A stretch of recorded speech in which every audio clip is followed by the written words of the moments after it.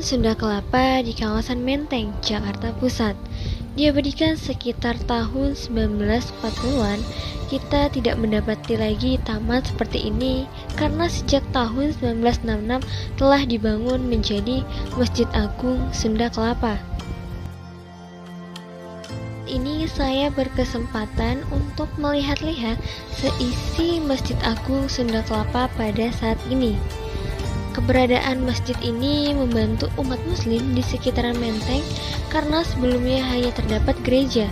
Gereja Protestan Paulus dibangun sekitar tahun 1936. Hanya sekitar 1 dasawarsa setelah kota Taman Menteng dibangun.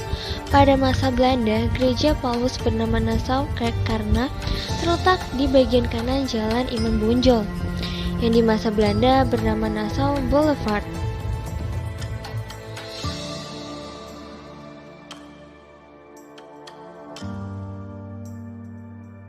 Salah satu gedung ini, Bung Karno dan Bung Hatta bersama para pejuang merumuskan naskah proklamasi kemerdekaan dalam pertemuan yang berlangsung hingga dini hari pada 17 Agustus 1945. Bangunan sejarah ini sudah cukup direnovasi menjadi lebih modern agar terlihat lebih menarik di mata pengunjung.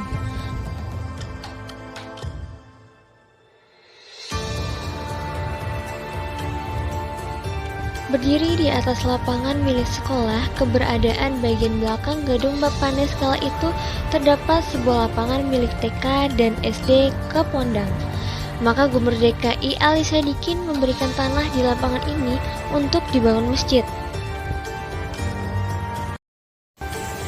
Ya baik, sekarang saya sudah berada di salah satu masjid sejarah yang berada di Jakarta, yaitu Masjid Agung Sunda Kelapa. Di belakang saya ini merupakan tempat lorong yang sangat bersejarah dan tidak boleh direnovasi karena ini merupakan cagar budaya yang berada di kota Jakarta.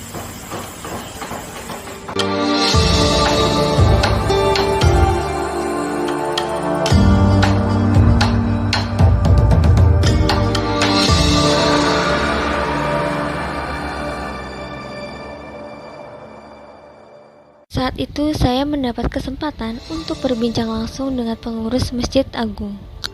Selamat siang, dengan Bapak siapa kalau betul? Selamat siang, dengan Pak Iwan saya di sini. Ya.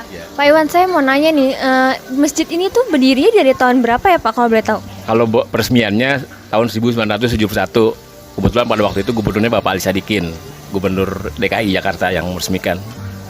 Ini tuh kalau boleh tahu berdiri tuh dari sejak zaman Masehi atau baru tahun 2000-an aja gitu Pak? Tahun 1900-an lah, 69 belum mulai dibangun. Nah, nanti peresmiannya tahun 1971. Ya, itu aja. Ini udah direnov berapa kali ya Pak? Kalau direnov, setahu saya di sini itu hanya direnov, nggak fisiknya nggak direnov karena ini termasuk masjid cagar budaya. Tidak ada izin dari pemerintah untuk renovasi. Jadi cuma dirapiin aja gitu kan. Udah beberapa kali sih, cuman yang ini baru sekali nih. Ini tambahan ini. Serambi Jayakarta, ini tambahan.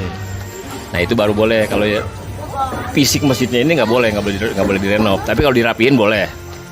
Ya udah itu aja. Biasanya kalau weekend ini banyak yang wisatawan datang untuk berkunjung gitu ya Pak ya? Kalau tahu saya yang berkunjung itu sih emang 1-2 ya. Ada diantaranya ada wisatawan dari Eropa juga ada, dari Asia juga ada. Cuman nggak mesti itu kapan dia datang, nggak mesti, kadang-kadang aja juga datang, juga ada itu. Ya.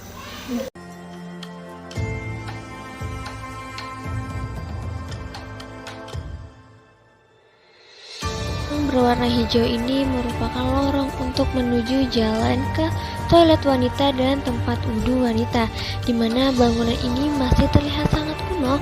Namun di dalam ini semua banyak sekali sejarah yang terdapat di dalam Masjid Agung Sunda Kelapa ini.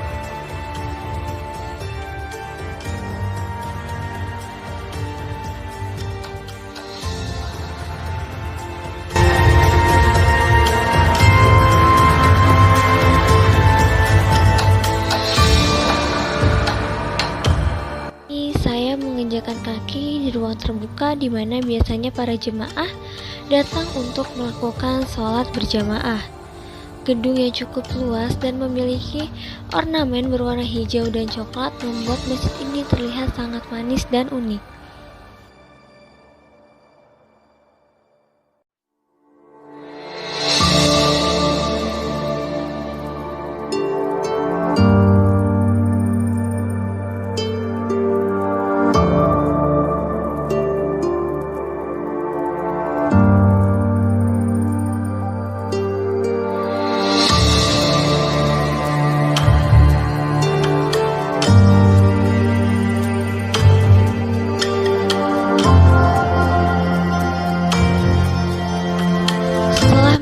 Di ruang terbuka barulah terdapat ruangan tertutup yang digunakan untuk sholat berjamaah. Sama dengan tampilan luarnya, bagian dalam masjid ini juga minim ornamen khas Timur Tengah. Hanya ada bingkai lafaz Allah dan Nabi Muhammad SAW yang mengampit mihrab. Sisanya tidak ada tulisan Arab ataupun ornamen khas Timur Tengah lainnya.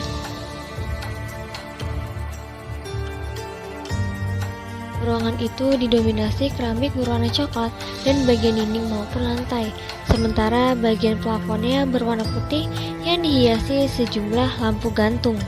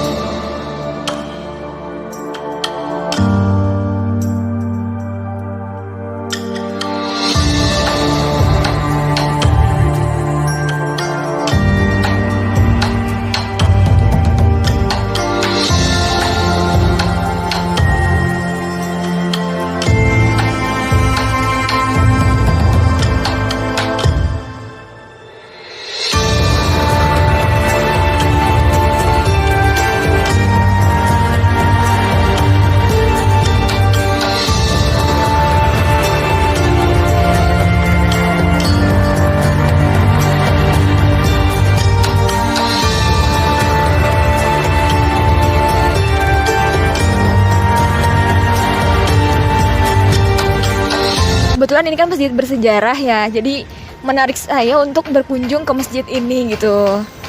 Di sini juga masjidnya bersih sekali, terus penjaga-penjaga seperti penjaga sendalnya juga sangat ramah-ramah sekali.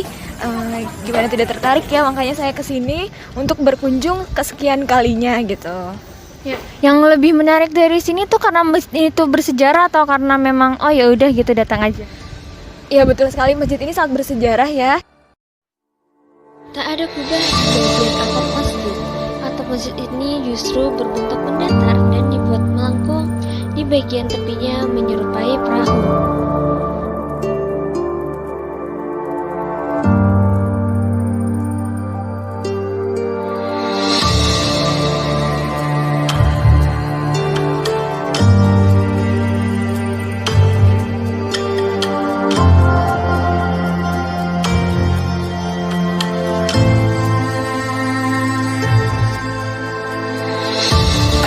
Dan apabila Anda ingin memasuki area Masjid Agung Sunda Kelapa, jangan lupa tetap mematuhi protokol kesehatan yang ada. Dari Jakarta, Arnila Anjani melaporkan.